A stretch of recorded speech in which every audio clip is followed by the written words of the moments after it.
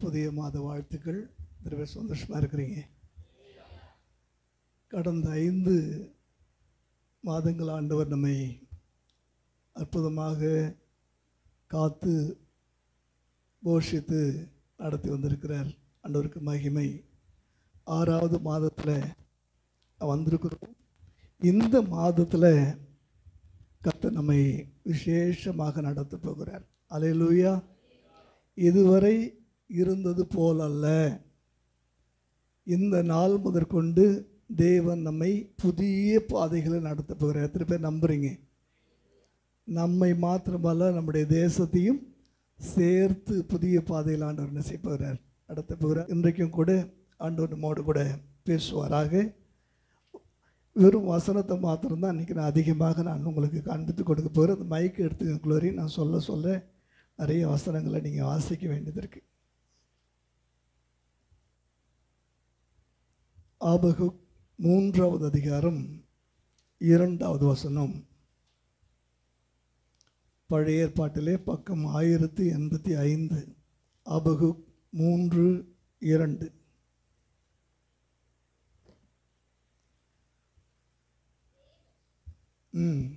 தேவன் ஆபகுக் 3:2. கர்த்தாவே நீர் வெளிப்படுத்தினதை நான் கேட்டேன், எனக்கு பயம் உண்டாயிற்று. கர்த்தாவே, வருஷங்கள் நடுவிலே உம்முடைய கிரியையை உயிர்ப்பியும், வருஷங்கள் நடுவிலே அதை விளங்க பண்ணும். கோபித்தாலும் இரக்கத்தை நினைத்தருளும்.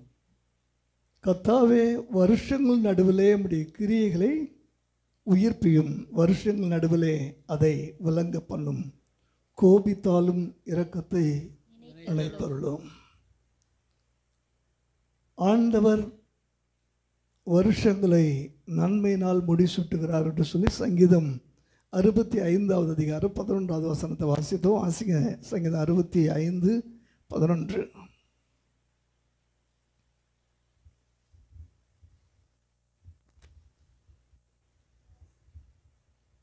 வருஷத்தை உம்முடைய நன்மையால் முடிசூட்டுகிறீர், உமது பாதைகள் நெய்யாய் பொழிகிறது. வருஷத்தை உம்முடைய நன்மையால் முடிசூட்டுகிறீர், உம்முடைய பாதைகள் நெய்யாய் பொழிகிறது. அன்றைய வார்த்தையை பாருங்க. நன்மையவே சில சமயத்தில் நீங்கள் சாப்பிட போய் பாருங்களேன். சாதாரணமாக வீட்டில் சாப்பாடு போட்டு வைக்கிறதுக்கும் சில ஹோட்டலில் கொண்டு வந்து அப்படி பரிமாறுவாங்க. பார்த்துருக்குறீங்களா? ஸ்டார் ஹோட்டலில் அந்த மாங்காயை எப்படி அழகாக வெட்டி, வெள்ளரி பிஞ்செல்லாம் வெட்டி, அதுக்கு நடுவில் ஒரு திராட்சையை வச்சு ஒரு குச்சி வச்சு குத்தி, பார்க்குறதுக்கு எப்படி இருக்கும்? அழகாக இருக்கும், அலங்காரமாக இருக்கும். சாப்பிடவே மனசு வராது. இது எப்படி? நன்மையை கூட ஆண்டவர் அவ்விதமாக நமக்கு அலங்காரம் பண்ணி, அந்த நன்மையினாலே அவர் நம்ம என்ன செய்கிறாரா? முடிசூட்டுகிறாரா. இன்னொரு விதத்தில் சொன்னால், நன்மை உங்களை ஆளுகை செய்ய ஆண்டவர் அனுமதிக்கிறார். நன்மை உங்களை ஆளுகை செய்ய அனுபவிக்கிறார். தீமை நம்மை ஆளுகை செய்தது இவ்வளோ நாள்.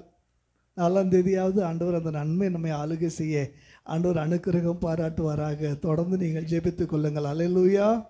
நன்மை உன்னை ஆளுகை செய்யும்படி நன்மையை உனக்கு கிரீடமாக நான் செய்கிறேன், நன்மையினாலே உன்னை முடிசூட்டுகிறேன் என்று சொல்லி ஆண்டவர் சொல்லுகிறார். அல்லேலூயா. நம்ம வாசித்தோம் ஆபகுக் 3வது அதிகாரம் 2வது வசனத்தில், உடைய கரத்தின், அதாவது கர்த்தாவே, வருஷங்கள் நடுவில் உடைய கிரியைகள் என்ன செய்யுங்க? உயிர்ப்பியும். அதுக்கு என்ன அர்த்தம்? நீங்கள் கிரியை செய்யாமல் அமைதியாக இருந்துடாதீங்கன்னு அர்த்தம். நீங்கள் கிரியை செய்யலைன்னா நாங்கள் செத்து போயிடுவோன்னு அர்த்தம். உங்களுடைய கிரியைகள் இல்லாவிட்டால் நாங்கள் இல்லை. எங்களுக்காக நீங்கள் எதையாகில செய்யலைன்னா நாங்கள் இருக்கவே முடியாது. உடைய கிரியை இருந்தால் தான் நாங்கள் என்ன செய்ய முடியும்? உயிரோடு வாழ முடியும். வாசித்து பாருங்கள். சங்கீதம் 138:8 வாசிங்க. சங்கீதம் 138:8.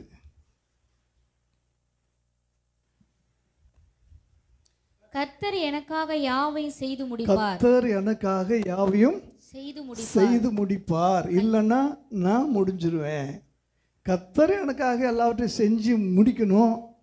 அப்படி அவர் செய்யலைன்னா நான் என்ன செஞ்சிருவேன்? முடிஞ்சிருவேன். அடுத்து வாசிங்க. முடிய கர்த்தாவே, ம் உமது கிருபை என்றும் உள்ளது. ம் உமது கரத்தின் கிரியைகளை உடைய நெகிழிவிடாதிருப்பீராக. கரத்தின் கிரியைகளை நெகிழ விடாதிரும். எனக்காக ஒன்று நீங்கள் செய்ய ஆரம்பிச்சிட்டீங்க, இடையில நீங்கள் என்ன செஞ்சிடாதீங்க, விட்டுடாதீங்க, கிவ் அப் விட்டுடாதீங்க, அதை ட்ராப் பண்ணிடாதீங்க. எனக்காக செய்ய ஆரம்பித்ததை செஞ்சு முடிக்கிற வரைக்கும் நீங்கள் எனக்காக நீங்கள் என்ன செய்யணும், செஞ்சிட்டே இருக்கணும். இடையில நிறுத்திடாதீங்க. இப்படி கிரியைகளை என்ன செய்யுங்க, உயிர்ப்பீங்க. அல்லேலூயா. இந்த 6வது மாதம் இன்னும் என்னுடைய ஜெபங்களுக்கு பதில் கிடைக்கல, இன்னும் எனக்காக ஆண்டவர் எதையும் முழுசாக செய்யலை, ஆண்டவர் எதையாகிலும் செய்வார் என்று சொல்லி நான் எதிர்பார்த்து கொண்டிருக்கிறேன். அது இன்னும் என்னுடைய கரத்துக்கு கிடைக்கல, அது எனக்கு இன்னும் வர நான் பெற்றுக்கொள்ளவில்லை என்று சொல்லி ஒரு எதிர்பார்ப்போடு ஒரு ஏக்கத்தோடு விடை தெரியாத ஒரு பயணத்தில் நாம் இருப்போமானால் அவருடைய வார்த்தை இன்றைக்கு வருகிறது, அவர் உனக்காக எல்லாவற்றையும் செய்து முடிக்கப் போகிறார். இடையிலே அவருடைய கிரியைகளை அவர் நிறுத்தி விட மாட்டார். உங்களுடைய கரத்தின் கிரியைகளை நெகிழ விடாதிருப்பாக. என்ன அர்த்தம்? எனக்காக செஞ்சுட்டு இருந்த நீங்கள் பாதியில் விட்டுட்டு என்ன செஞ்சிடாதீங்க, போயிடாதீங்க. நம்முடைய கரத்தின் கிரியைகளை மீண்டும் ரீஸ்டார்ட் பண்ணுங்க. எனக்காக கிரியை செய்கிற ஆண்டவரே, எனக்காக நீங்கள் என்ன செய்யணும், கிரியை செய்ய வேண்டும். அந்த கிரியை மீண்டும் என்ன செய்யணும், உயிர்ப்பிக்க வேண்டும். உங்களுடைய கிரியைகள் இல்லாவிட்டால் என்ன கிரியை? நம்ம இன்றைக்கி நம்ம என்ன செய்ய போகிறோம், ஆண்டோடைய கரத்தின் கிரியை என்ன நம்ம வாசிக்கலாம். நீங்கள் 65:11 வாசித்தோம். நன்மை செய்கிறது தான் அவருடைய கிரியை. வருஷங்கள் நடுவில் என்ன செய்கிறாரா, அந்த நன்மை. கர்த்தாவே, வருஷங்களை நம்முடைய நன்மையினால் என்ன செய்கிறீங்க, முடிசூட்டுகிறீர்.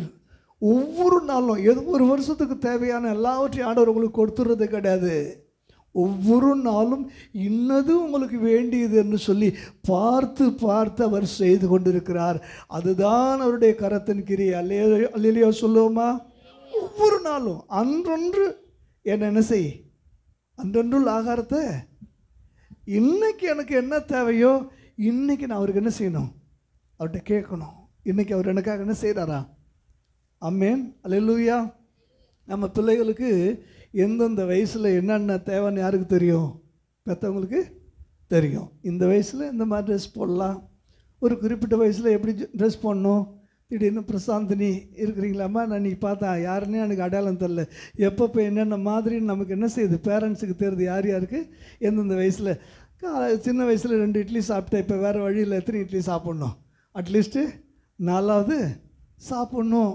எந்தெந்த வயசில் எப்படி சாப்பாடு வேணும், எந்த மாதிரி மனநிலையில் இருக்கணும், எந்த வயசில் எப்படி எப்படி யார் யார் கூட பழகணும், எல்லாமே நமக்கு அந்தந்த காலகட்டத்துக்கு ஏற்றபடி பெற்றோர்கள் நமக்கு என்ன செய்கிறாங்க, நடத்துகிறது. எப்படியோ அதை போல தான் சளி பிடிச்சிருக்குன்னா நீங்கள் அப்போ நிச்சயமாக பிள்ளைகள் விருப்பத்துக்கு ஏற்ற மாதிரி ஐஸ்கிரீம் என்ன செய்ய மாட்டீங்க, வாங்கி கொடுக்க மாட்டீங்க. வெளியில் பிள்ளைகளை தனியாக நீங்கள் என்ன செய்ய மாட்டீங்க, அனுப்ப மாட்டீங்க. எப்பப்போ என்னென்ன வேணுமோ நீங்கள் யோசிச்சு பாருங்கள். தேவையில்லாத வயசில் திடீர்னு ஒரு கேடிஎம் பைக் வாங்கி கொடுத்துட்றான், பையன் கேட்குறான்னு சொல்லி பேரண்ட்ஸ் வாங்கி கொடுத்துட்றாங்க. திடீர்னு பார்த்தா நியூஸில் பார்த்து தான் அந்த பையன் என்ன செய்கிறான், விபத்தில் மரித்து போய் விட்டாருன்னு சொல்லி. அந்தந்த காலகட்டத்துக்கு எந்தெந்த நன்மைகள் வேண்டுமோ அதை அந்தந்த காலகட்டத்தில் ஆண்டவர் உங்களுக்காக சிருஷ்டித்து கொண்டிருக்கிறார். அதுதான் அவருடைய கரத்தின் கிரியைகள். அல்லேலூயா. வாசித்து பாருங்கள். சங்கீதம் 13வது அதிகாரம் 6வது வசனத்தை வாசிங்க. சங்கீதம் 13:6.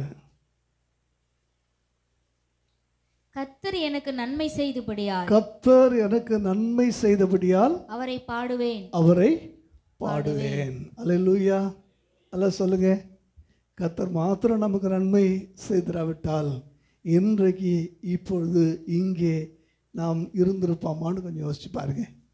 கர்த்தர் நமக்கு நன்மை செய்திருக்கிறார், ஜீவன் கொடுத்திருக்கிறார். வாசிங்க இன்னொரு வசனத்தை, அப்போஸ்தலர் 10வது அதிகாரம் 38வது வசனத்தை வாசிங்க. அப்போஸ்தலர் 10:38.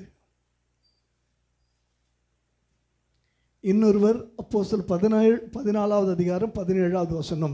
நசரேயனாகிய இயேசுவை நசரேயனாகிய இயேசுவை தேவன் பரிசுத்த ஆவியினாலும் தேவன் பரிசுத்த ஆவியினாலும் வல்லமையினாலும் அபிஷேகம் பண்ணினார். அபிஷேகம் பண்ணினார். தேவன் அவருடைய கூட இருந்தபடினாலே தேவன் அவருடனே கூட இருந்தபடினாலே அவர் நன்மை அவர் செய்கிறவராயும் நன்மை செய்கிறவராயும் பிசாசின் வல்லமையில் அகப்பட்ட யாவரையும் யாவரையும் குணமாக்குகிறவராயும் சுற்றித் திரிந்தார். சுற்றி திரிந்தார். நல்லா கவனிங்க. இன்னைக்கு பொதுவாக சுற்றி திரிகிறவங்களாம் நம்ம என்ன சொல்லுவோம்? சும்மா பையன் என்னங்க பண்ணுறான், படிக்கிறான், படித்தானே செய்ய இல்லைன்னா பொறிக்கு மாதிரி என்ன செஞ்சுட்டு இருக்கிறான், ஊரை சுற்றிட்டு இருக்கிறான், தெண்டை சோறு இப்படிலாம் சொல்லுவோம் பார்த்தீங்களா? இப்போ உதாரணத்துக்கு யோசேப்பிட்ட மரியாள்கிட்ட போய் உங்கள் பையன் என்ன செய்கிறாருன்னு கேட்டால் என்ன சொல்லுவார்? அவர் என்ன செஞ்சுட்டு இருக்கிறாரு? சுற்றிட்டு இருக்கிறாரு. என்ன செஞ்சுட்டு இருக்கிறாரு? சுற்றிட்டு இருக்கிறாரு. ஆனால் என்ன செய்யறதுக்காக சுற்றினாரு? பிசாசின் வல்லமையில் அகப்பட்ட யாவரையும் விடுவிக்கிறவராய், யாருக்கெல்லாம் என்ன வேண்டும் என்று சொல்லி பார்த்து அவர் தேடி தேடி நன்மை செய்யும்படியாக சுற்றி திருந்தார். அல்லேலூயா சொல்லுமா? அல்லேலூயா. ஆக இந்த வசனங்களை எல்லாம் நீங்கள் பார்க்க 14-17 வாசிங்க. அவர் நம்மை நன்மை செய்து வந்து வானத்திலிருந்து மழைகளையும் செழிப்புள்ள காலங்களையும் நமக்கு தந்து ஆகாரத்தினாலும் சந்தோஷத்தினாலும் நம்முடைய இருதயங்களை நிரப்பி இவ்விதமாய் அவர் தம்மை குறித்து சாட்சி விளங்க பண்ணாதிருந்ததில்லை. இவ்விதமாய் அவர் தம்மை குறித்து விளங்க பண்ணுகிறார், சாட்சி விளங்க பண்ணுகிறார். நல்லா கவனிங்க. அவர் நன்மை செய்கிறார். நன்மை என்ன? பருவ காலங்களிலே கிடைக்கிற மழை, வயல்களிலே விளைகிற விளைச்சல், நமக்கு என்னெல்லாம் தேவைன்னு சொல்லி பார்த்து ஆண்டவர் நமக்காக செய்து கொண்டிருக்கிறார். அல்லேலூயா. நீங்கள் ஏதோ காற்று, மழை, வெயில், இயற்கையினுடைய மாற்றங்கள் இதெல்லாம் தான் சாதாரணமாக நிகழ்கிறது என்று சொல்லி நீங்கள் நினைக்கிறீங்க. இது எல்லாவற்றையுமே தேவன் நம்முடைய வாழ்வாதாரத்திற்காகத்தான் மாற்றி இயக்கி கொண்டிருக்கிறார். அல்லேலூயா. அவர் நன்மை செய்கிறவர். சரி, இந்த வசனங்கள்லாம் நம்ம பார்த்துட்டோம். அவர் யார்? ஒரே வார்த்தையில் சொல்லுங்கள். தேவன் யார்? நல்லா சொல்லுங்கள். இன்றைக்கி நீங்கள் தான் தலைப்பு கொடுக்க போகிறீங்க. நான் பேசுவேன், வசனத்தை சொல்லுவேன், நீங்கள் தலைப்பு கொடுக்கணும். இந்த வசனம்லாம் என்ன சொல்லுது? தேவன் நல்லவர், அவர் நன்மை செய்கிறவர் என்று நம்ம பார்த்தோம். அடுத்த சில வசனங்களை நம்ம என்ன செய்யலாம்? வாசிக்கலாம். சங்கீதம் 14:3 வாசிங்க. சங்கீதம் 14:3. இன்னொருவர் 53:1-3. எல்லாரும் வழிவிலகி ஏகமாய் கெட்டு போனார்கள், நன்மை செய்கிறவன் இல்லை, ஒருவனாகிலும் இல்லை. 53:1. தேவன் இல்லை என்று மதிகேடன் தன் இருதயத்தில் சொல்லிக் கொள்ளுகிறான். அவர்கள் தங்களை கெடுத்து அருவருப்பான அக்கிரமங்களை செய்து வருகிறார்கள், நன்மை செய்கிறவன் ஒருவனும் இல்லை. நன்மை செய்கிறவன் ஒருவனும் இல்லை. 3வது வசனம்.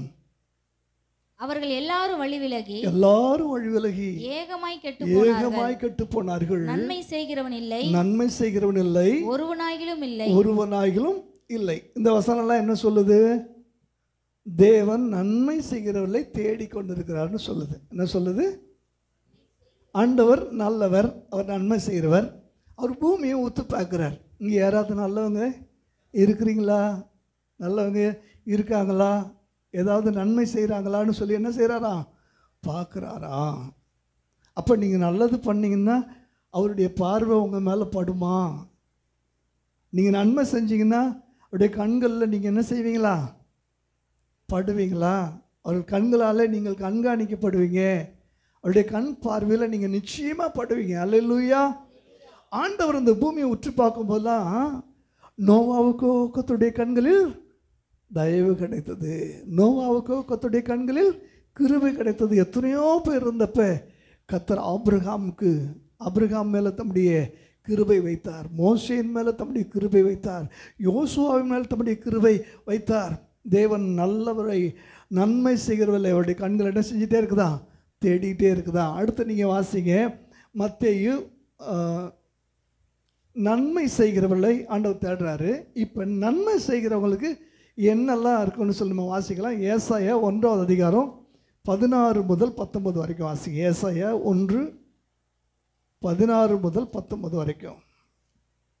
உங்களை கழுவி சுத்திகரியுங்கள், உங்களை கழுவி சுத்திகரியுங்கள், உங்கள் கிரியைகளின் பொல்லாப்பை உங்கள் கிரியைகளின் பொல்லாப்பை என் கண்களுக்கு மறைவாக அகற்றிவிட்டு அகற்றிவிட்டு தீமை செய்தலை விட்டு ஓயுங்கள், தீமை செய்தலை விட்டு ஓயுங்கள், ஓயுங்கள், நன்மை செய்ய படியுங்கள், நன்மை செய்ய படியுங்கள், நியாயத்தை தேடுங்கள், நியாயத்தை தேடுங்கள், ஒடுக்கப்பட்டவனை ஆதரித்து ஒடுக்கப்பட்டவனை ஆதரித்து திக்கற்ற பிள்ளையின் திக்கற்ற நியாயத்தையும் பிள்ளையின் நியாயத்தையும் விதவையின் வழக்கையும் விசாரியுங்கள், விதவையின் வழக்கையும் விசாரியுங்கள். வழக்காடுவோம் வாருங்கள் என்று கர்த்தர் வழக்காடுவோம் சொல்லுகிறார். வாருங்கள் என்று கர்த்தர் சொல்லுகிறார். உங்கள் பாவங்கள் சிவேர் என்று இருந்தாலும் உங்கள் பாவங்கள் சிவேர் என்று இருந்தாலும் உறைந்த மழையைப் போல் வெண்மையாகும், உறைந்த மழையைப் போல் வெண்மையாகும், அவைகள் இரத்தாம்பர சிவப்பாய் இருந்தாலும் பஞ்சை போலாகும். நீங்கள் மனம் பொருந்தி செவி கொடுத்தால் தேசத்தின் நன்மையை புசிப்பீர்கள். கவனிங்க, இங்க ஆண்டவர் சொல்றாரு, நன்மை செய்ய என்ன செய்யுங்க? படியுங்கள். ஸ்கூல் அட்மிஷனுக்கு போகிறவங்களாம் கொஞ்சம் கரங்களை ஊற்றி அலையிலையா சொல்லுங்கள். இந்த வருஷம் ஸ்கூல் அட்மிஷன் போகிறீங்களாம்மா? டீச்சராக போகிறீங்களா? அங்கே இருக்கிறீங்க. சரி சார். ஆண்டவர் நமக்கு ஒரு நியூ அட்மிஷனை இன்றைக்கு என்ன செய்ய சொல்கிறாரு?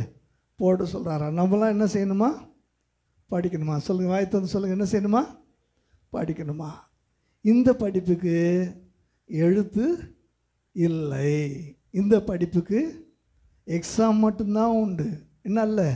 எழுத்து இல்லை. அல்லேலூயா. எழுத்தே இல்லாத ஒரு படிப்பு. உலகத்திலேயே மிக சிறந்த படிப்பு, மிக உயர்ந்த படிப்பு நன்மை செய்ய கற்றுக்கொள்ளுகிற படிப்பு. அல்லேலூயா. ஏனென்றால் தீமை செய்வது எனக்குள்ளே இருக்கிறது என்று சொல்லி பவுல் சொல்கிறார். நன்மை செய்ய வேண்டும் என்கிற விருப்பம் என்னில் இருந்தாலும் தீமை செய்ய வைக்கிற ஒரு பிரமாணம் எனக்குள்ளே இருக்கிறது. நான் விரும்புகிற நன்மையை செய்யாமல் விரும்பாத தீமையையே நான் செய்கிறேன். ஆகையால் நான் விரும்புகிற நன்மையை செய்ய நான் படிக்க வேண்டும் என்று சொல்லி ஆண்டவர் விரும்புகிறார். அல்லேலூயா. நீங்கள் என்ன படிச்சிருக்கிறீங்கன்னு சொல்லி கேட்டால் என்ன சொல்லணும்? நான் நல்லதை செய்ய படிச்சிருக்கிறேன், நல்லதை பேச படிச்சிருக்கேன், நல்லதை நான் என்ன செஞ்சுருக்கிறேன்? படித்து வச்சிருக்கிறேன். அல்லேலூயா. எது பெரிய படிப்பு? நன்மை செய்கிறது. அல்லேலூயா. இருக்கா இல்லையா? எதை படிக்கணும்? ஏன் ஆண்டவர் படிக்க சொன்னார் தெரியுங்களா? நல்லது அவ்வளோ சீக்கிரம் வரவே வர. நீங்கள் ஸ்கூலில் பிள்ளைகளை கொண்டு போய் நீங்கள் சேர்த்து அழகாக பார்த்தீங்கன்னா, ஸ்கூலுக்கு போகும்போதே அருமையாக யூனிஃபார்ம்லாம் போட்டு, ஷூ போட்டு, முதுகில் பேக்கை மாட்டி, கையில் ஒரு லஞ்ச் பாக்ஸை கொடுத்து, ஷூவெல்லாம் மாட்டி பார்க்கறதுக்கு அழகாக அனுப்புவீங்க. என் பிள்ளை அங்கே போயிட்டு இன்றைக்கி ஏபிசிடி கற்றுக்க போகுது, பிள்ளை அங்கே போய் ரைம்ஸ்லாம் படிக்க போகுது அப்படின்னு சொல்லி நீங்கள் நினச்சிட்டு வருவீங்க. வரும்போது எக்ஸ்ட்ரா ஒரு பென்சில் இருக்கும். இது ஏது? பக்கத்தில் இருந்த பையனுடைய பென்சிலை என்ன செஞ்சிடும்? எடுத்துகிட்டு வந்துடும். திடீர்னு பேசும்போது ஒரு கட்ட வார்த்தை பேசும். இது நீ எங்கே கற்றுக்கிட்ட? அங்கே யாராவது பேசியிருப்பாங்க, அதை என்ன செஞ்சுருக்கோம்? கற்றுக்கிட்டு வந்திருக்கோம். பக்கத்தில் இருக்கிறவங்கள கிள்ளிட்டு தெரியாத மாதிரி அப்படி நடிக்க என்ன சார் பார்த்துருக்கீங்களா? அப்படி முடியை பிடிச்சி எடுத்துகிட்டு அப்படியே உட்காந்து. இதெல்லாம் நீங்கள் கற்றுக் கொடுக்காமலேயே பிள்ளைகள் தானாக கற்றுக்கிறது. ஏனென்றால் தீமை செய்கிற செய்கை நமக்குள்ளே இருக்கிறது. நன்மை செய்ய வேண்டிய படிப்பைத்தான் கற்றுக்கொள்ள நம்ம அனுப்புகிறோம். ஆனால் அதை பிள்ளைகள் கடைசி வரைக்கும் என்ன செய்யறதில்லை? செய்கிறதே இல்லை. ஸ்கூலுக்கு போனாலாவது பிள்ளைங்க நேரத்தில் என்ன செய்வாங்க? எழுந்திருப்பாங்க. ஸ்கூலுக்கு போனாவது பெரியவங்களை மதிக்க கற்றுக்கொள்வாங்க. ஸ்கூலுக்கு போனால் பிள்ளைகளுக்கு நல்ல பழக்க வழக்கங்கள், நல்ல பண்புகள், நல்ல ஒழுக்கம் வரும்னா ஸ்கூலுக்கு போக ஆரம்பித்த பிற்பாடு தான் தெரியுது எல்லா விதமான கட்ட பழக்கமும் யாருக்குள்ளே வருது. ஹலோ, இருக்கிறீங்களா? அப்போ எதை படிக்கணும்? நன்மை செய்ய படிக்க வேண்டும். ஆண்டவர் நல்லவரில் தேடுறாரு. நன்மை செய்ய கற்றுக்கணுன்னு ஆசை இருக்கிறவங்கள தேடுறாரு. பவுல பாருல, நன்மை செய்யணும்னு ஆசை இருந்துச்சு, ஆனால் அவரால் நன்மை செய்ய முடியல.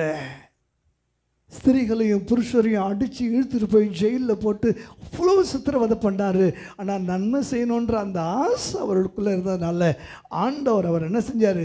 பிடிச்சு தமக்காக இழுத்து கொண்டார். அல்லேலூயா. இன்னொரு வசனத்தை கூட வாசிக்கலாமா? மத்தேயு 12வது அதிகாரம் 12வது வசனம். இன்னொருவர் மார்க் 3வது அதிகாரம் 4வது வசனம்.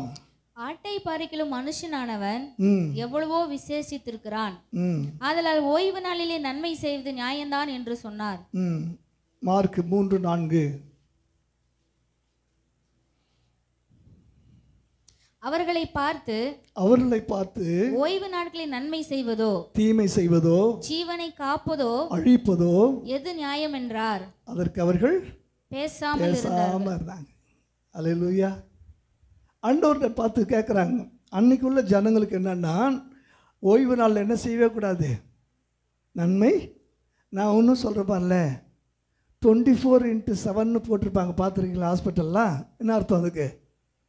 24 மணி நேரமும் வாரம் 7 நாளும் ஆஸ்பத்திரிக்கு எப்போ வேணாலும் வரலாம். எனி டைம் ஒரு வெல்கம். அல்லேலூயா. எப்போ வேணாலும் நீங்கள் என்ன செய்யலாம், வரலாம். நன்மை செய்கிறதுக்கு உங்களுக்கு நேரங்காலம் இல்லவே இல்லை. சில சமயத்தில் பாருங்கள், சில பேர் கையில் காசு இருக்கும், நீங்கள் கடன் கேட்டு போயிருப்பீங்க, விளக்கு வச்சாச்சு, என்ன பண்ணக்கூடாது, விளக்கு வச்ச பிற்பாடு காசு ஒரு ஊசி கூட வீட்டை விட்டு என்ன செய்யக்கூடாதான், வெளில போகக்கூடாது. நன்மை செய்வதற்கு நேரம் இல்லை, நன்மை செய்வதற்கு காலம் இல்லை. நன்மை செய்ய தடை செய்யக்கூடிய எந்த சட்ட பிரமாணமும் நியாயப்பிரமாணமும் உலகத்தில் என்ன செய்யலை, கொடுக்கப்படவே இல்லை. தேவன் எப்போதும் நன்மை செய்து கொண்டு இருக்கிறபடினால தான் இமைப்பொழுது கூட நம்மை காக்கிறவர் தூங்குகிறதும் இல்லை, உறங்குகிறதும் இல்லை. கரங்களை தடி கத்திர மகிமைப்படுத்துவோமா? ஆண்டவர் சொல்கிறாரு, ஓய்வு நாளில் நன்மை செய்து சரியா தப்பான்னு கேட்குறாங்க. இயேசு சொல்கிறார், ஓய்வு நாளில் நன்மை செய்கிறது நியாயம் என்று சொல்லுகிறார். அது நியாயப்பிரமாணத்தை மீறுகிற பாவம் என்று அவர்கள் சொல்லுகிறார்கள்.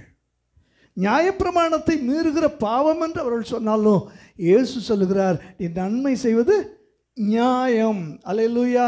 அப்போ நீங்கள் நல்லது செய்யும்போது நீங்கள் என்ன செய்கிறீங்க, நியாயம் செய்கிறீங்க. நியாயம் செய்யும்போது நீங்கள் யாராக இருக்கிறீங்க, நீதிமானாக இருக்கிறீங்க. அல்லேலூயா சொல்லுங்கள்.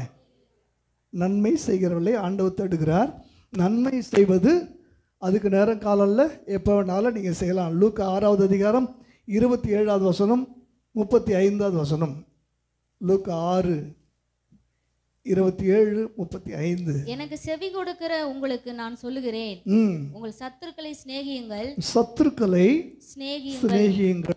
உங்களை பகைக்கிறவர்களுக்கு நன்மை செய்யுங்கள், உங்கள் சத்துருக்களை சிநேகியுங்கள், நன்மை செய்யுங்கள், கைமாறு கருதாமல் கடன் கொடுங்கள்,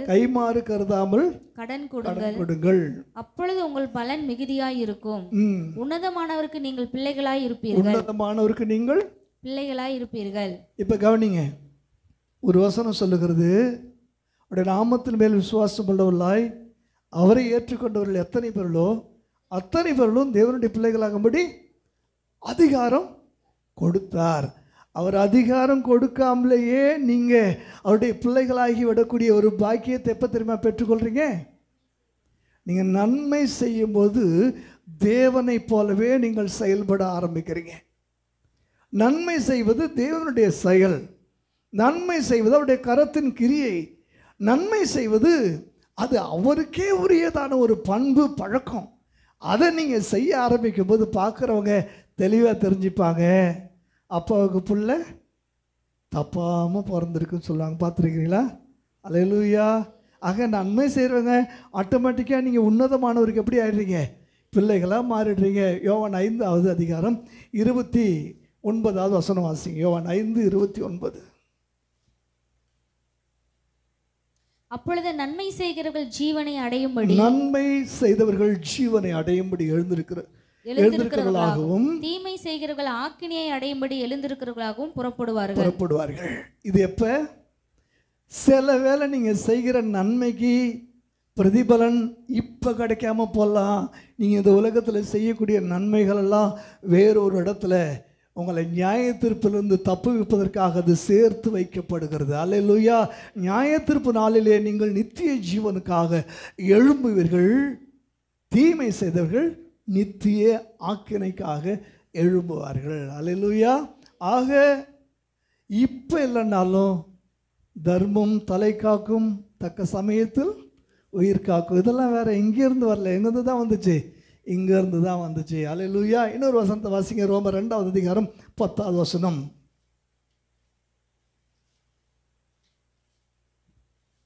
முன்பு யூதரிலும் ம் பின்பு கிரேக்கரிலும் எவன் நன்மை செய்கிறானோ அவனுக்கு மகிமையும் கனமும் சமாதானமும் உண்டாகும். நல்லா கவனிங்க. நன்மை செய்கிற பழக்கம் யாருக்கிட்ட இருந்தாலும் தேவன் அவன் யூதன்னும் பார்க்கறதில்ல, கிரேக்கன்னும் பிரஜாதின்னும் பார்க்கறதில்ல. அவன் யாரை சேர்ந்தவன்? அவன் என்னுடையவன், என்னுடையவன். அல்லேலூயா. அப்போ நன்மை செய்கிறவங்களுக்கு என்ன உண்டாகுமா? மகிமையும் மகிமை, கனம், சமாதானம். இன்னொரு வசனம் ரோமர் 7வது அதிகாரம் 21வது வசனம் வாசிங்க. சரி, ரோமர் 13:3 வாசிங்க. ரோமர் 13:3. மேலும் அதிகாரிகள் நற்கிரியைகளுக்கு அல்ல துர்க்கிரியைகளுக்கே பயங்கரமாய் இருக்கிறார்கள். ஆகையால் நீ அதிகாரத்துக்கு பயப்படாது இருக்க வேண்டுமானால் நன்மை செய், அதனால் உனக்கு புகழ்ச்சி உண்டாகும். நன்மை செய், அதனால் உனக்கு புகழ்ச்சி உண்டாகும். சரி, இதெல்லாம் நம்ம பார்த்துட்டோன்னு நிறைய வசனங்களுக்கு நான் சொல்லிட்டே இப்போ நான் தெளிவாக கேட்குறேன். 3 விதமான கேட்டகரி இருக்கிறாங்க. நன்மை செய்வதில் எத்தனை கேட்டகரி இருக்கிறாங்க?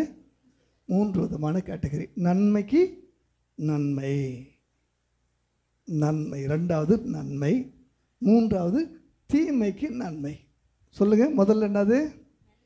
நன்மைக்கு நன்மை. 2வது நன்மை. 3வது தீமைக்கும் நன்மை. இந்த 3 கேட்டகரி தான் நம்முடைய தரத்தை, தராதரத்தை நிர்ணயிக்கக்கூடிய ஒன்றாக இருக்கிறது. அல்லேலூயா.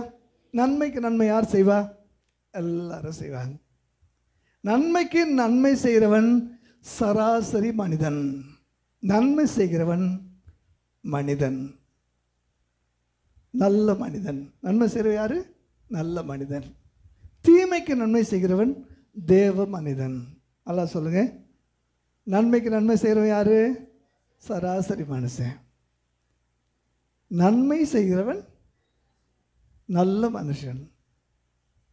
தீமைக்கு நன்மை செய்கிறவன் தேவ மனுஷன். இப்போ நீங்கள் என்ன மனுஷன்? ஃபர்ஸ்ட் கேட்டகரியெல்லாம் கையை தூக்குங்க. 2 பேர் தான் கையை தூக்கியிருக்கீங்க. 3 பேர் நன்மைக்கு நன்மை. சார் இல்லைங்க, நான் எதையுமே எதிர்பார்க்க மாட்டேன், நன்மை செய்கிறது எனக்குள்ளேயே இருக்குங்கன்னு சொல்கிறவங்க மட்டும் கையை ஊற்றி காட்டுங்க. சூப்பர். தீமை செஞ்சாலும் அவங்கள நான் மன்னிச்சுட்டு இல்லை அதெல்லாம் நினச்சி பார்க்காம நன்மை செய்கிறது தேவனுடைய குணம்னு நான் அறிஞ்சிருக்கிறேன். அதனால் நான் தீமைக்கு கூட நான் நன்மையை தான் என்ன செய்வேன். சும்மா தலையாட்டெல்லாம் கூட நல்லா கையை உயர்த்தணும். நான் தீமைக்கும், ஒருவேளை இந்த 3வது தரத்துக்கு நீங்கள் வராவிட்டால் உங்கள் தரம் உயரும்படி ஆண்டவர் உங்களோடு பேசி கொண்டிருக்கிறார். இந்த தரத்துக்கு நீங்கள் உயரும் பொழுது ஆட்டோமேட்டிக்காக நீங்கள் தேவனுடைய பிள்ளைகளாக, உன்னதமானவருக்கு பிள்ளைகளாக என்ன செஞ்சுறீங்க? மாறிடுறீங்க. இதனால தான் ஆண்டவர் உங்களுடைய தரத்தை, உங்கள் மனம் புதிதாகிறதுனாலே மறுரூபமாக மாறுங்கள். அல்லேலூயா. இன்னைக்கு சிலர் நன்மை செய்கிறாங்க. எதுக்கு நன்மை செய்கிறாங்க தெரியுமா? பின்னால் ஏதாவது என்ன செய்யும்? கிடைக்கும். இன்றைக்கி இவனுக்கு இது செஞ்சால் நாளைக்கு இவன் எனக்கு அதை என்ன செய்வான்னு சொல்லி கைமாறு கருதி செய்யக்கூடிய நன்மை. வெறும் நன்மை இருக்குது பார்த்தீங்களா? அவங்க மனுஷனிடத்தில் எந்த கைமாறு கருத மாட்டாங்க. நான் செஞ்சால் கடவுள் எனக்கு ஏதாவது ஒரு விதத்தில் என்ன செய்வார்? கண்டிப்பாக செய்வார். நான் ஊரார் பிள்ளைக்கு நான் ஏதாவது செஞ்சேன்னா என் பிள்ளைக்கு தேவன் ஏதாவது நிச்சயமாக என்ன பண்ணுவார்? அவங்க மூலம்தான் அது திருப்பி வரணும்ல. எங்கிருந்தாவது தேவன் அதை செய்வார். அல்லேலூயா. இதை தான் தாவீது சொல்கிறாரு. எனக்கு ஒத்தாசை வரும் பர்வதத்துக்கு நேரம் என் கண்கள் என்ன செஞ்சிருக்கிறேன்? தாவீதுடைய வாழ்க்கையில் அவன் செய்த நன்மைகள் ஏராளம். அந்த நன்மைக்கு மனிதரிடத்தில் தான் அவன் பிரதிபலன் எதிர்பார்க்கவில்லை. என்னை படைத்த ஆண்டவர் எனக்கு அதற்காக ஒத்தாசை அனுப்புவார் என்று சொல்லி எதிர்பார்த்து எழுதுகிறான். எனக்கு ஒத்தாசை வரும் பர்வதங்களுக்கு நேராக என் கண்களை ஏறெடுக்கிறேன். வானத்தையும் பூமியை உண்டாக்கின கர்த்தரிடத்திலிருந்து எனக்கு ஒத்தாசை வரும். கரங்களை தட்டி கர்த்தரை மகிமைப்படுத்துவோமா? அல்லேலூயா. சரி, இப்போ நல்லா கவனிங்க. கலாத்தியர் 6:9 வாசிங்களேன். கலாத்தியர் 6:9.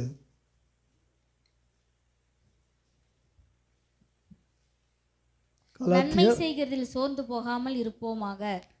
நன்மை செய்கிறதுல சோர்ந்து போகாமல் இருப்போமாக. இதில் என்னங்க சோர்வு வரப்போகுது? கொஞ்சம் கவனிங்களேன்.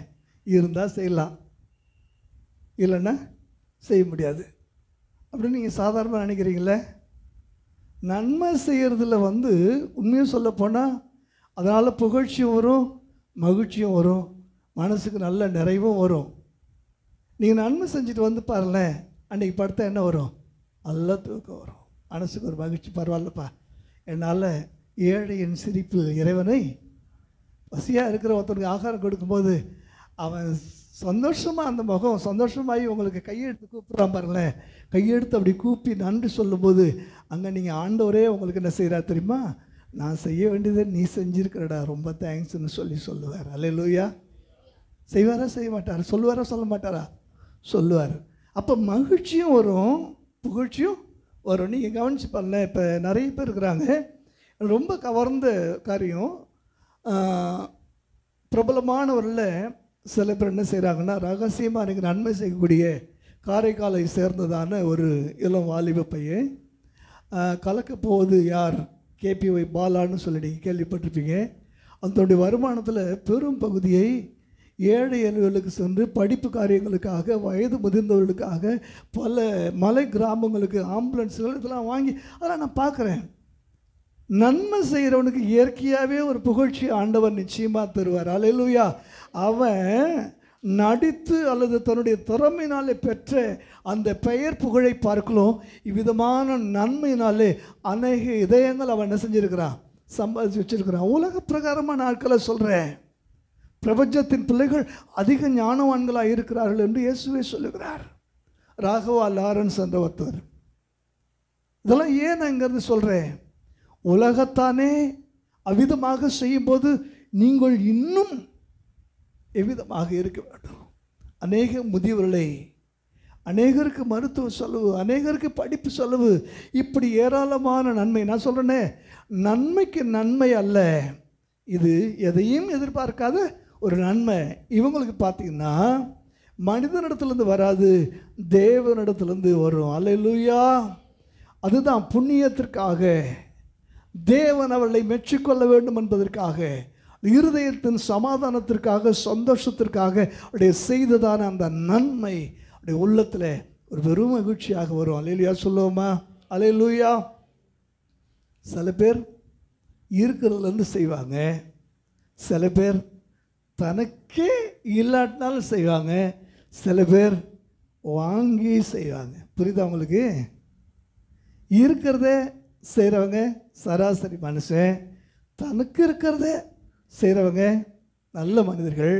தனக்கே இல்லைனாலும் நம்ம கேட்டால் யாராவது தருவாங்கன்னு சொல்லி சில சமயத்தில் கடன் வாங்கி செய்வாங்க. பார்த்துருக்கீங்களா? அவங்க மாமனிதர்கள்.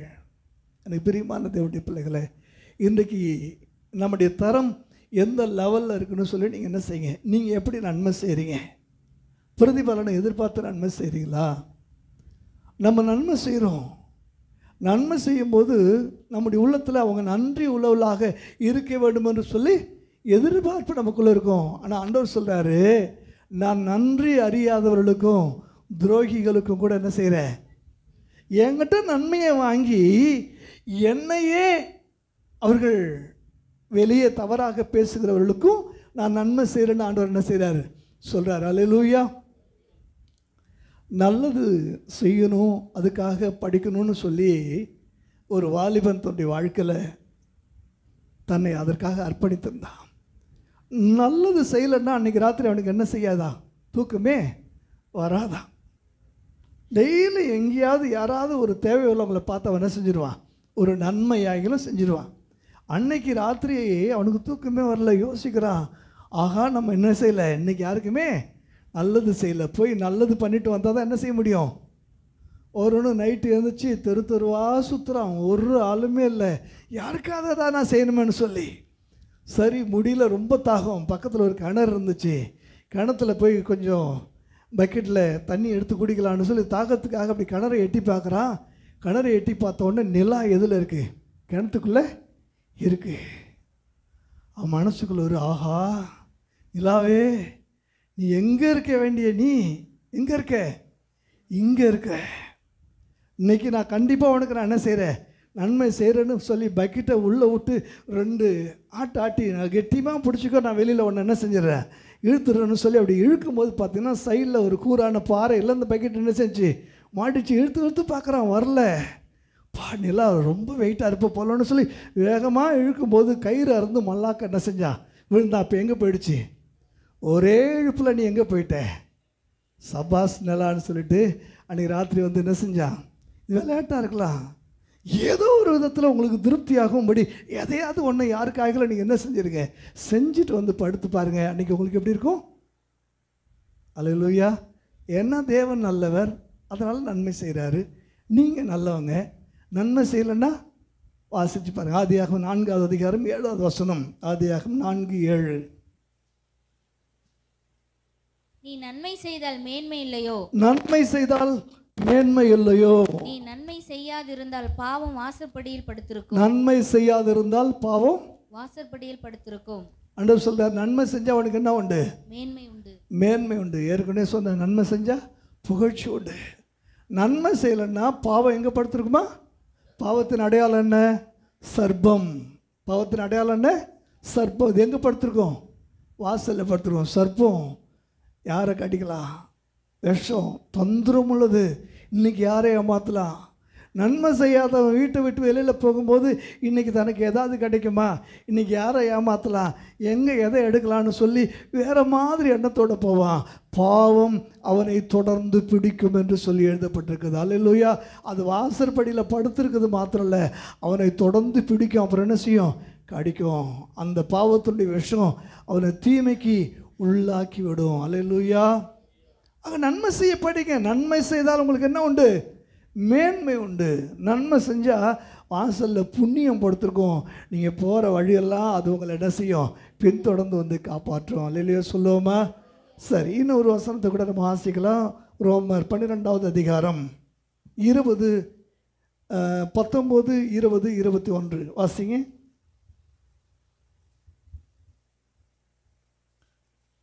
ரோமர் 12வது அதிகாரம் 19, 20, 21. ஏரோது அவனை தேடி காணார் போன ரோமர் 12வது அதிகாரம் 19, 20, 21. பிரியமானவர்களே, பழிவாங்குதல் எனக்குரியது, நானே பதில் செய்வேன் என்று கர்த்தர் சொல்லுகிறார் என்று எழுதியிருக்கிறபடியால் நீங்கள் பழிவாங்காமல் கோபாக்கினிக்கு இடம் கொடுங்கள். அன்றியும் உன் சத்துரு பசியாயிருந்தால் அவனுக்கு போஜனம் கொடு, அவன் தாகமாயிருந்தால் அவனுக்கு பானம் கொடு. நீ இப்படி செய்வதனால் அக்கினி தழலை அவன் தலையில் குவிப்பாய். நீ இப்படி செய்வதனால் அக்கினி தழலை அவன் தலை மேல் குவிப்பாய். சரி, யாராவது ஒரு சத்துருடைய தலையின் மேலே நீங்கள் நெருப்பள்ளி போட்டால் சும்மா இருப்பானா, சொல்லுங்க. ஆனால் வசனம் சொல்லுது, நீ அவன் பசியாக இருக்கும்போது என்ன கொடு, ஆகாரம் கொடு, தாகம் பார்த்தவனுக்கு பானம் கொடு, குடிக்க தண்ணி கொடு. இப்படி செய்வதனால நீ அவனுக்கு என்ன செய்கிற, அக்கினி தழல. புது விதமான டெக்னிக்காக இருக்குல்ல, பழி வாங்கிறதுக்கு இது என்ன டெக்னிக், புது விதமான. அப்படியா, நம்ம அப்படி தான் தப்பாக புரிஞ்சுக்கிறோம். இதனுடைய அர்த்தம் அதுவே இல்லை. பழி வாங்குதல் எனக்குரியது, நான் தான் என்ன செய்வேன், பழி வாங்குவேன், நான் பதில் செய்வேன். உனக்கு தீமை செய்கிற ஒருத்தவன், உனக்கு கெடுதல் செய்கிற ஒருத்தவன், அவன் உனக்கு சத்ரு. அவனுக்கு நீ தீமைக்கு பதிலாக நன்மை செய். கடைசி வசனத்தை வாசிங்க. நீ தீமையினாலே வெல்லப்படாமல், தீமையினாலே வெல்லப்படாமல் தீமையை நன்மையினாலே வெல்லு. அப்போ சத்துரு பசியாக இருக்கும்போது ஆகாரம் கொடு. யாருக்கு ஆகாரம் கொடுக்க சொன்னார், நண்பன் பசியாக இருக்கும்போது அவனுக்கு என்ன செய், ஆகாரம் கொடு. சொந்தக்காரங்க பசியாக வரும்போது அவங்களுக்கு சோறு போடு. அப்படியே சொன்னார். இல்லை, யாருக்கு சோறு போடணும். இன்றைக்கி ஞாயிற்றுக்கிழமை நாங்களே ஏதோ 1/2 கிலோ 1/4 கிலோ எடுத்து ஆக்குவோம். இன்றைக்கி பார்த்து ஏற்கனவே மோசமாக இருந்த ஒரு ஆள் உள்ளே வந்துட்டார். அப்போ நம்ம அவருக்கு கொடுப்போமா, சொல்லுங்க. சத்துரு பசியாக இருந்தால் அவனுக்கு என்ன செய், ஆகாரம் கொடு. இப்படி செய்வதனாலே அவன் தலையில் என்ன செய்கிறான், அக்கினியை போடுறீங்க. நிறைய பேர் அப்படி தான் நினச்சிட்டு கொடுக்குறீங்க. சில சத்துருக்களுக்கு நீங்கள் செய்யும்போது, இருடா இரு, இதை நீ குடி, இது அக்கினியாக மாறும். சில சமயத்தில் நம்ம இயேசுவின் ரத்தம் ஜெயம் அப்படின்னு சொல்லி இது ரத்தமாக மாற்றுங்க ஆண்டவரேன்னு சொல்லி நம்ம கொடுப்போம். பார்த்தீங்களா, இது சாப்பாடு போடும்போது உள்ளே என்ன செய்யணும், இது அக்கினியா. அப்படிலாம் நிறைய பேர் நினச்சிட்டு இருக்கிறாங்க. அது அல்ல. சத்ரு உணர்வடையும்படி, சத்ரு உன்னை புரிந்து கொள்ளும்படி நான் இவ்வளவு தீமை செய்தும் எனக்கு நன்மை செய்கிறானே என்று சொல்லி சத்துரு தன்னில் தானே ஒரு சின்ன மனம் திரும்புதலை அனுபவிக்கும்படித்தான் இந்த வசனம் எழுதப்பட்டிருக்கு. நல்லா கவனிங்க.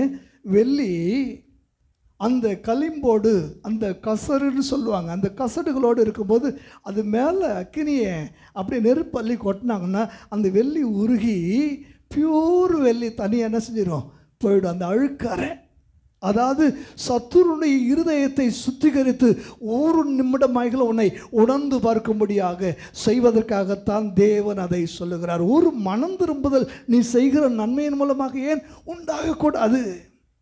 1 சாமுவேல் 24வது அதிகாரத்தை தயவு செய்து குறித்து கொள்ளுங்கள். வீட்டுக்கு போய் 1க்கு 2 முறை வாசித்து பாருங்கள். தாவீது செய்த நன்மை என்ன நன்மை தெரியுமா?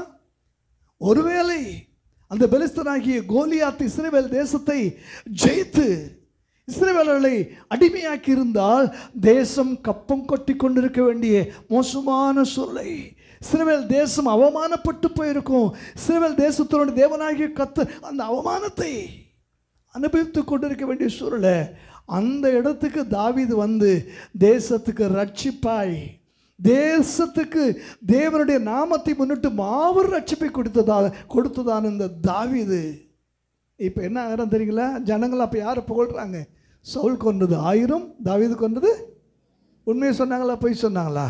உண்மையை கூட இன்றைக்கி என்ன செய்ய முடியாது, வெளியில் சொல்ல முடியாது. இப்போ உண்மையை சொன்ன உடனே சவுலுக்கு என்ன ஆயிடுச்சு? நான் ராஜாவா, நீ ராஜாவா இருந்தால் கோலியாத்தை யார் தான் கொண்டு இருக்கணும்? நீ தானே கொண்டு இருக்கணும். நீ ராஜாவே இல்லை, நீ எங்கே போய் ஒளிகிற? நீ அவனை பார்த்த உடனே கோவைக்குள்ளே போய் என்ன செய்கிற? ஒளிஞ்சிக்கிற. கோலியாத்தை கொன்று பெரும் ரட்சிப்பை கொடுத்ததானே, தேசத்துக்கு நன்மை செய்ததானே இந்த தாவீதுக்கு நேர்ந்த கதி என்ன தெரியுமா? 3000 பேரை கூட்டுட்டு தாவீதை துரத்திட்டு போகிறான் கொல்லுவதற்காக. ஏன்னா இன்னும் கொஞ்ச நாளில் நான் இருக்கும்போதே தாவீதை புகழக்கூடிய இந்த ஜனங்கள் எனக்கு விரோதமாக இந்த தாவீதை நாளை ராஜாவாக மாற்றிவிட்டால் என் மகன் யோனத்தான் என்ன செய்வான் என்று சொல்லி தாவீதை அழித்து விட வேண்டும், முடித்து விட வேண்டும் என்று சொல்லி தாவீதை தேடுவதற்கு 3000 பேரை கூப்பிட்டுட்டு அப்படியே என்ன செய்கிறான்? தேசம் முழுக்க அலையிறான். ஒரு இராணுவத்தை கொண்டுட்டு ஒரு மனுஷன். ஒரு நாள் படைகள் 3000 பேர் இருக்கிறாங்க. திடீர்னு நம்ம ஆளுக்கு வயிற்று கலக்கிடுச்சு. யாருக்கு? சவுலுக்கு. அவர் நேரம் எங்கே வராரு? கெபிக்குள்ளே வராரு. அந்த கெபிக்குள்ளே யார் ஒளிஞ்சிருக்கிறா? அந்த கெபிக்குள்ளே தாவீது உள்ளே ஒளிஞ்சிருக்கிறா. இது யாருக்கு தெரியல? சவுலுக்கு தெரியல. அவர் வந்து உட்காந்துருக்கும்போது அந்த ராஜாக்கள் போடக்கூடிய அந்த சால்வை இருக்குது பார்த்தீங்களா, அந்த சால்வையினுடைய ஒரு ஓரத்தை, அந்த தொங்கலை அவர் என்ன செஞ்சிட்டாரு? தாவீது. இப்போ தாவீது கூட இருக்கிறவங்க சொல்கிறாங்க, கர்த்தர் உன் சத்ருவை உன் கையிலே ஒப்பு கொடுக்கும் நாள் என்று சொல்லி ஆண்டவர் சொன்ன நாள் இதுதான், நீ எழும்பி அவனை என்ன செஞ்சிரு? வெட்டி போடுன்னு சொல்கிறாங்க. தாவீது சொல்கிறான், கர்த்தரால் அபிஷேகம் பண்ணப்பட்டு என் ஆண்டவன் மேல் கை போடுவது எனக்கு தூரமாக இருப்பதாக. என் ஆண்டவனை நான் என்ன செய்ய மாட்டேன்? கொல்ல மாட்டேன். அந்த சால்வியனுடைய தொங்கலை அறுத்துட்டான். இப்போ எல்லாம் முடிச்சுட்டு சவுல் என்ன செய்கிறாரு? நடந்து போகிறாரு. கொஞ்சம் தூரம் பின்னாடியே போனவன் கூப்பிட்றான், என் ஆண்டவனே, சவுல் ராஜாவே, தாவீது உங்களுக்கு தீமை செய்வான் என்று சொல்லுகிறவர்களுடைய அந்த சொல்லை நீ நம்புகிறீரோ? இப்போ உங்களை என் கையில் ஆண்டவர் ஒப்பு கொடுத்துருந்தாரு, உங்களுடைய ஜீவனை தப்ப விட்டது நான் தான். இப்போது ஜீவனோடு நீங்கள் நடந்து போகிறீங்க பார்த்தீங்களா? தரித்து போடப்பட்டிருக்க வேண்டியதான கால், கொய்து போடப்பட்டிருக்க வேண்டியதான தலை, இன்றைக்கு உயிரோடு நீங்கள் போயிட்டு இருக்கிறீங்களா? அது காரணம் யார் தெரியுமா? நான் தான்.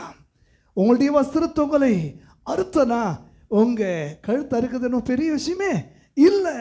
என் கூட இருந்த சிலர் சொன்னார்கள், நான் அதை கேட்கவில்லை. நம்பாதீங்க. வாய்ப்பே ஆண்டவர் எனக்கு கொடுத்தா கூட உங்களை ஒருபோதும் நான் என்ன செய்ய மாட்டேன், உங்களுக்கு தீமை செய்ய மாட்டேன்னு சொன்ன உடனே ஆடி போயிட்டான். சவுல் அங்கேருந்து திரும்பி பார்த்து, என் குமாரன் ஆகிய தாவீதே, நீ என்னை பார்க்கலாம் நல்லவன். இவர் ரொம்ப பெரிய நல்லவர் மாதிரி அவர் சொல்ல, நீ என்னை பார்க்கலாம் நல்லவன், நீ மேன்மேலும் பலப்படுவாய், எனக்கு பிற்பாடு இந்த சிங்காசனத்தில் நீ ஸ்திரப்படுவாய், என் வம்சத்தை வேறு இருப்பதில்லை என்று எனக்கு ஆணையிட்டு கொடு என்று சொல்லி என்ன செய்தான்? ஆணை யார்கிட்ட ஆணை வாங்குறாரு? ஒரு ராஜா, சாதாரணமான தாவீது சொல்கிறான், ஒரு செத்த நாயை தேடுற மாதிரி, ஒரு தெள்ளு பூச்சியை வேட்டையாடுற மாதிரி இஸ்ரவேலின் ராஜா 3000 பேரை கூப்பிட்டுட்டு இப்படி வரீங்களா ஐயா, உங்களுக்கு இது நியாயமா? கவனிங்க, இவ்வளோ பெரிய தீமை செய்ய காத்திருந்த சத்துருவுக்கு இவ்வளோ பெரிய நன்மை செய்ததான இந்த தாவீது ஒரு நிமிஷம் ஒரு மனம் திரும்புதலை உண்டு பண்ணானா இல்லையா? சொல்லுங்க சொல்லுங்க. அந்த மனம் திரும்புதல் அதுதான் இது. அந்த ஒரு நிமிஷம் ஏற்பட்டதான மனம் திரும்புதல் தான் சொல்கிறான், என் குமாரன் ஆகிய தாவீதே ஆசீர்வதிக்கப்பட்டவன், மேன்மேலும் பலப்படுவாய். அல்லேலூயா. இந்த வசனம் எத்தனை பேருக்கு விளங்குது? இனிமேல் யாருக்காவது எதிரிக்கு நீங்கள் தண்ணி கொடுக்கும்போது இது அக்கினியாக மாறணும், சாப்பாடு போடும்போது வேறு மாதிரி மாறணும்லாம் தயவு செஞ்சு என்ன பண்ணாத, சத்துருக்கு நீ அதை செய். நீ செய்யாமல் இருந்தால் நான் செய்வேன் ஆண்டவர் சொல்கிறார். அல்லேலூயா. நீ பழிவாங்க இறங்கிட்டா நீ பார்த்துக்கோன்னு சொல்லி ஆண்டவர் என்ன செஞ்சிடுவார், விட்டுட்டு போயிடுவார். ஆண்டவரே எனக்காக நீங்கள் எல்லாவற்றையும் செய்து முடியுங்கன்னு சொல்லி அவர் கையில் பொறுப்பு விட்டுட்டு சத்ருவாக இருந்தாலும் சரி, யாராக இருந்தாலும் சரி, தேவையுள்ளவர்களுக்கு நடுவில் நீங்கள் இருந்தால், நன்மை செய்ய வேண்டிய இடத்துல நீங்கள் இருந்தால் கண்டிப்பாக நீங்கள் அதை என்ன செய்யணும். அல்லேலூயா சொல்லுவோமா? அல்லேலூயா. நன்மை செய்வதில் சோர்ந்து போகாதிருங்கள். நன்மை செய்யல சோர்ந்து போகாதிருங்க. பல சமயத்தில் நன்மை செய்து தீமை அனுபவிக்க வேண்டியதான ஒரு நிலை நமக்கு என்ன செய்யும், வரும். பிரதிபலனை எதிர்பார்த்து நீங்கள் எதையுமே யாருக்கு என்ன செய்யாதீங்க. நீங்கள் காப்பாற்றிய ஒரு சத்துரு உயிரோடு எழும்பி வந்து உங்களை வெட்டினாலும் வெட்டுவான். அப்போ கூட நீங்கள் என்ன செய்யணும், நன்மை தான் செய்யணும். அல்லேலூயா. நன்மை செய்ததில் நீங்கள் என்ன செய்யக்கூடாது, சோர்ந்து போகக்கூடாது. எல்லோரும் எழுப்புங்க. இந்த 6வது மாதத்தில் தேவன் வருஷத்தை நன்மையால் முடிசூட்டுகிறவர். இன்றைக்கு உங்களுடைய கைகளை நன்மை செய்யும்படி பழக்குவிக்கிறவராயிருக்கிறார். தாவீது சொல்லுகிறார், என் கைகளை யுத்தத்துக்கு பழக்குவிக்கிறீர். இன்றைக்கு நான் சொல்கிறேன், உங்கள் கைகளை நன்மைக்கு ஆண்டவர் பழக்குவிக்கிறவராயிருக்கிறார். நன்மைக்கு பழக்குவிக்கிறவராயிருக்கிறார். எதையும் எதிர்பார்க்காம செய்யுங்க. எதிர்பார்த்தீங்கன்னா பெரிய ஏமாற்றம் உங்களுக்கு வரும். நீங்கள் செய்கிற நன்மைகளுக்கு பிரதிபலன் கிடைக்கணும்னு சொல்லி நீங்கள் நினச்சிங்கன்னா, அதுக்கு பதிலாக தீமை கிடச்சின்னா உங்களுக்கு எவ்வளோ பெரிய அந்த இதய தாக்குதல், ஹார்ட் அட்டாக் இருக்குமோ அந்த மாதிரி ஒரு சூழல் உங்களுடைய லைஃப்பில் என்ன செய்யும், வரும். என் ஆண்டவரே, என் நன்மைக்கு உங்களுடைய பார்வையில் நான் படும்படி அந்த பாக்கியம் கிடைக்கட்டும்.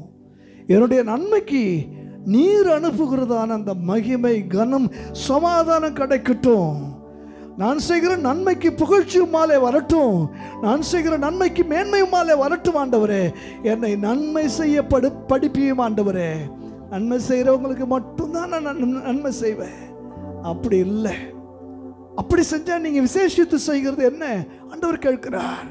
திருப்பி செய்ய முடியாதவர்களுக்கு செய்து பாருங்கள், தேவன் உங்களுக்கு திருப்பி செய்வார். திருப்பி அடிக்க முடியாதவனை அடிக்கிறதுக்கு பேர் வீரம் அல்ல. திருப்பி கொடுக்கிறவனுக்கு நீங்க கொடுத்து திருப்பி வாங்கிறதுக்கு பேர் தானம் அல்ல, தர்மம் அல்ல. திரும்ப செய்ய முடியாதவர்களுக்கு செய்து பாருங்கள், அந்த இடத்துல தேவன் என்று உங்களுக்கு அவர் தம்முடைய கரத்தினாலே திருப்பி செய்வார். ஆண்டவருடைய வார்த்தைகளுக்காக என் ஆண்டவரே, நன்மை செய்ய என்னை படிப்பீங்க தகப்பனே. Thank you Jesus.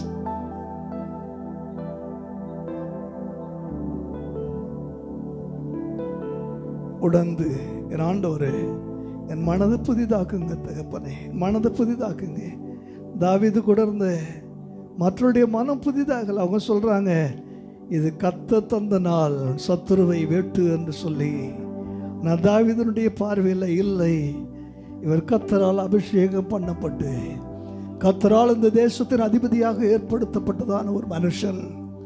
அவராக யுத்தத்துக்கு போய் அல்லது வயதாகி வியாதிப்பட்டு செத்தாலோடைய நான் ஒருபோதும் அவர் மேல் என் கையை போட மாட்டேன் என்று சொல்லி அங்கே தனக்கு தீமை செய்த ஒருவனுக்கு நன்மை செய்யும்படி தன்னுடைய கரங்களை தாவீது படிப்பனைக்குள்ளாக்கினானே. அதுபோல இன்றைக்கு வாழ்க்கையில் யாரெல்லாம் அவங்களுக்கு எதிரி நினைக்கிறீங்க, யாரெல்லாம் அவங்களுக்கு தீமை செய்கிறாங்க நினைக்கிறீங்க, அதெல்லாம் மறந்துடுங்க. நன்றி அறியாதவர்களுக்கும் துரோகிகளுக்கும் நன்மை செய்கிற ஆண்டவர் அன்றைக்கு நமக்கு நன்மை செய்ய ஒரு வெறும் படிப்பை பாடத்தை ஆண்டவர் நமக்கு கற்றுக் கொடுப்பாராக. ஆத்துமாவே நன்றி சொல்லு, உணர்ந்தவர்களாக உள்ளத்தோடே என் ஆத்துமாவே நன்றி சொல்லு, முழு உள்ளத்தோடே. கர்த்தர் செய்த நன்மைகளை ஒரு நாளும் மறவாதே. உணர்ந்தவர்களாய் கர்த்தர் செய்த நன்மைகளை ஒருபோதும் மறவாதே. ஆத்துமாவே நன்றி சொல்லு, ஒரு உள்ளத்தோடே. என் ஆத்துமாவே நன்றி சொல்லு, ஒரு உள்ளத்தோடே. கர்த்தர் செய்த நன்மைகளை ஒரு நாளும் மறவாதே. கர்த்தர் செய்த நன்மைகளை ஒருபோதும் மறவாதே. என் ஆத்துமாவே நன்றி சொல்லு, முழு உள்ளத்தோடே. என் ஆத்துமாவே நன்றி சொல்லு, முழு உள்ளத்தோடே.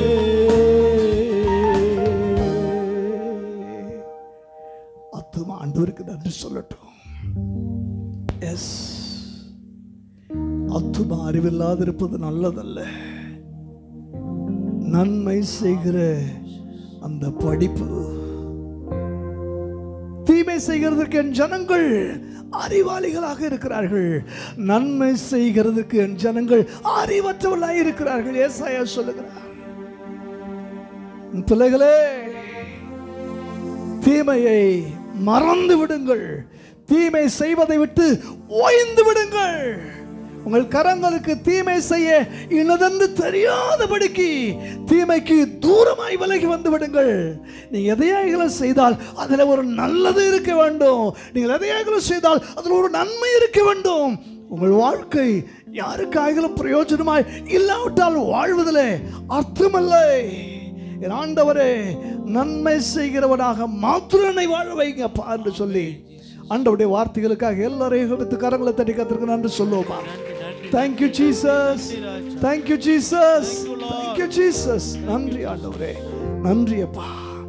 ஆண்டவர் நம்மோடு பேசுகிற வார்த்தைகள் வாழ்வதற்கான, படிப்பதற்கான ஒரு வார்த்தைகள்.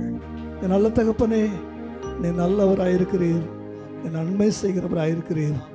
எங்களையும் அதுபோல இருக்க வேண்டும் என்று சொல்லி விரும்பி எங்களோடு பேசி இருக்கிற தகப்பனே, நாங்கள் நல்லவர்களாக மாத்திரமல்ல, நன்மை செய்கிறவர்களாக மாத்திரமல்ல, தீமைக்கும் நன்மை செய்கிறவர்களாக மாற்றுங்க தகப்பனே. தாவீதை போல, பவுலை போல, நீர் விரும்புகிற பரிசுத்தவான்களை போல கர்த்தர்களை மாற்றும்படி நாங்கள் ஜெபிக்கிற தகப்பனே. எஸ் லார்ட், நாங்கள் தீமையினாலே வெல்லப்படாமல் தீமையை நன்மையினாலே வெல்ல கர்த்தர்களுக்கு அனுக்கிரக பாராட்டுவீராக. இங்கே நின்று கொண்டிருக்கிற ஒவ்வொருவரையும் பிதா குமாரன் பரிசுத்த ஆவியின் நாமத்தில் வாழ்த்தி ஆசீர்வதிக்கிற தகப்பனே, ஆசீர்வதிக்கிற கிருபையும் சமாதானமும் உடைய பிள்ளைகளோடு கூட இருப்பதாக இயேசுவின் நாமத்தில் ஜெபம் கேளும் நல்ல பிதாவே. எல்லாரும் சேர்ந்து ஒரே குரல்ல சொல்லுவோமா?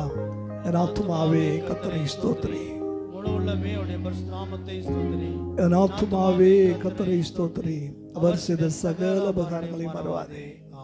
நம்முடைய கர்த்தராகிய இயேசு கிறிஸ்துவின் கிருபையும் பிதாவாகிய தேவனுடைய அன்பும் பரிசுத்த ஆவியோருடைய அந்யோன்ய ஐக்கியமும் இன்றைக்கு நம் அனைவரோடு கூட இருப்பதாக. ஹல்லேலூயா, பிரைஸ் தி லார்ட். ஒரு வாழ்த்துங்கள். God bless you. கர்த்தர் ஆசீர்வதிப்பாராக.